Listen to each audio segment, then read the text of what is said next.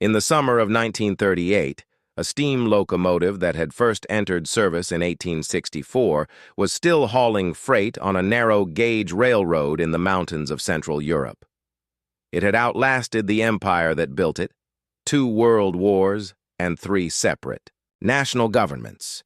Its boiler had been replaced twice. Its cylinders had been rebored 4 times. Its original tender had been scrapped and rebuilt from components salvaged from 3 different locomotives. By any reasonable engineering standard, the machine that ran in 1938 was not the same machine that had run in 1864. Yet its original builder's plate remained bolted to the cab.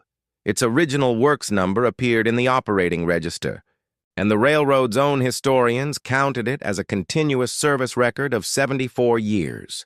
The question of whether it was still the same locomotive is a philosophical puzzle. The fact of its survival is an engineering story that has never been properly told.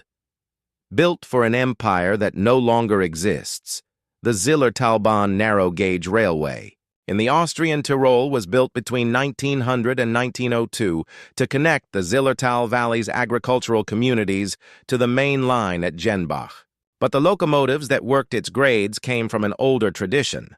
The Krauss Works in Munich, which had been supplying narrow-gauge motive power to Alpine railways since 1867, built the Zillertalbahn's original fleet to a design template that had evolved continuously from the earliest Austrian mountain railway specifications of the 1860s. When locomotive number 1, named Raimund, rolled out of the Krauss Works in 1900, it carried within its design the accumulated engineering knowledge of 3 decades of Alpine narrow-gauge operation. The Zillertalbahn's gauge of 760 millimeters, the Bosnian gauge standard adopted across the Habsburg Empire's secondary rail network, imposed constraints that shaped every dimension of the locomotive. The driving wheels could be no wider than the gauge permitted. The boiler diameter was limited by the clearance envelope of the valley's numerous tunnels and station platforms. The total weight was constrained by the load rating of bridges that had been designed for horse-drawn vehicles a generation before the railroad arrived. Within these constraints, the Krauss engineers produced a machine of 0-6-2 wheel arrangement with a boiler pressure of 12 bar, a cylinder bore of 270 millimeters, and a total weight of 18 metric tons. Figures that sound modest against the giants of standard gauge mainline practice, but represented the maximum achievable within the physical boundaries of the Zillertal's infrastructure. What kept it running, the Zillertalbahn's survival as a steam-operated narrow-gauge railway through the 20th century was not primarily a function of heritage sentiment. It was a function of economics. The valley's geography made road transport expensive and unreliable for heavy freight into the 1950s. The railway's operating costs, though higher per ton-mile than a modern diesel operation would have been, were lower than the capital cost of replacing the entire fleet with new technology during the periods when replacement would have been financially possible. The decision to maintain steam was made repeatedly, not as a romantic gesture toward the past, but as the least costly available option for a rural railway serving a community that generated insufficient traffic to justify major capital investment. The consequence of this economic conservatism was a maintenance philosophy of exceptional thoroughness. Zillertalbahn workshop records, preserved at the railway's depot in Zell am Ziller, document a regime of inspection and component replacement that extended the operational life of every locomotive in the fleet far beyond the service life that the Krauss Works had specified in 1900. Boilers were ultrasonically tested for wall thickness from the 1960s onward, with sections replaced wherever the measurement fell below the minimum specified in the Austrian pressure vessel code. Running gear was inspected at every 10,000-kilometer interval, with worn components replaced from a small stock of pattern parts that the railway's own workshop had the tooling to produce. The result was a fleet that aged in chronological years but remained mechanically viable in operational terms. Locomotive number 1 received its 3rd boiler in 1971. Its 4th set of cylinders were bored to oversize in 1984.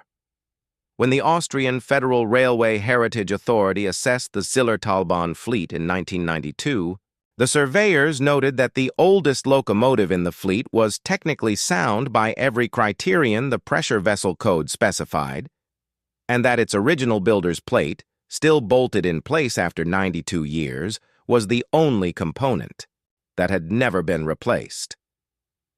The century mark on. A morning in early September 2000, locomotive number 1 of the Zillertalbahn hauled a consist of 4 passenger carriages from Jenbach to Meyerhofen and back, completing a round trip of approximately 64 kilometers on the day that marked its centennial in service.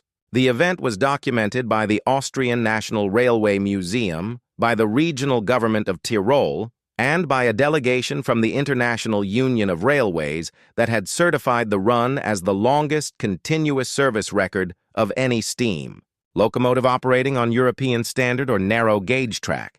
A certificate of achievement signed by the UIC's president was presented to the railway's managing director on the platform at Zell am Ziller following the completion of the run. The locomotive that completed the centennial run bore almost no original components beyond the builder's plate and the works number stamped into the frame. Its boiler was 30 years old. Its cylinders had been rebored within the previous decade. Its driving wheels had been replaced in 1988 following a crack discovered during a scheduled inspection. Whether this constituted a genuine century of service for a single machine or a century of service for a succession of machines sharing an identity was a question the UIC certificate did not attempt to answer. The Austrian railway heritage community treated the ambiguity as philosophically interesting, but operationally irrelevant. The number 1 had run for 100 years. The paperwork agreed. That was sufficient. The paradox of replacement and identity. The Zillertalbahn's locomotive century record exposed a contradiction that runs through every serious discussion of mechanical preservation. The machines that survive longest do so because they are maintained, with a thoroughness that inevitably replaces the original components. The machines that are preserved intact with original components unchanged survive as artifacts but not as operating engines. The National Railway Museum in York holds steam locomotives of extraordinary historical significance, their original boilers, cylinders, and running gear maintained in the condition of withdrawal from service, which means they cannot be safely steamed without the replacement of components whose replacement would compromise their status as authentic artifacts.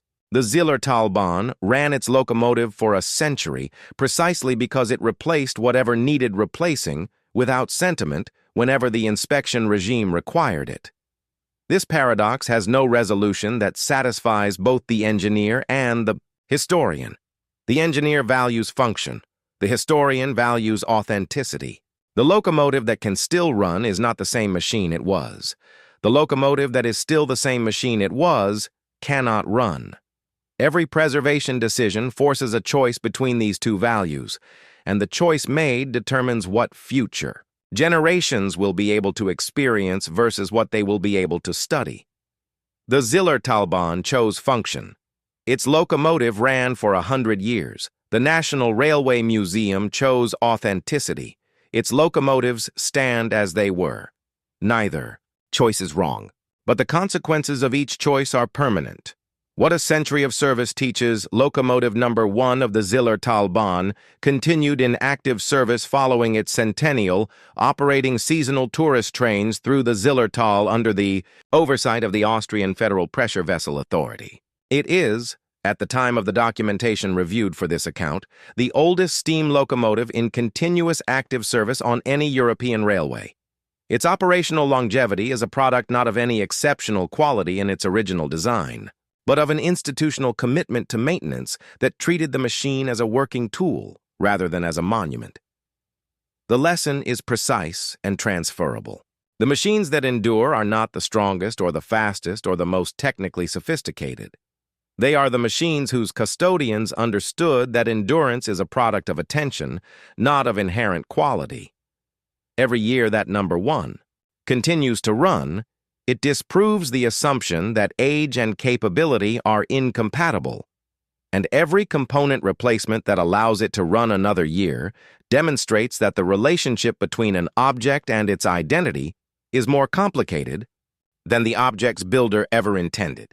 Today, as the rail industry debates the service life extension programs that would allow existing infrastructure to accommodate new operational demands without complete replacement, the Zillertalbahn's century of maintenance philosophy offers a model that cost accountants and heritage advocates can both read with profit. The question it poses is not how long a machine can last. The question is how much attention the people responsible for it are willing to give. What machines in your own life are lasting because someone is paying attention? Share your thoughts below.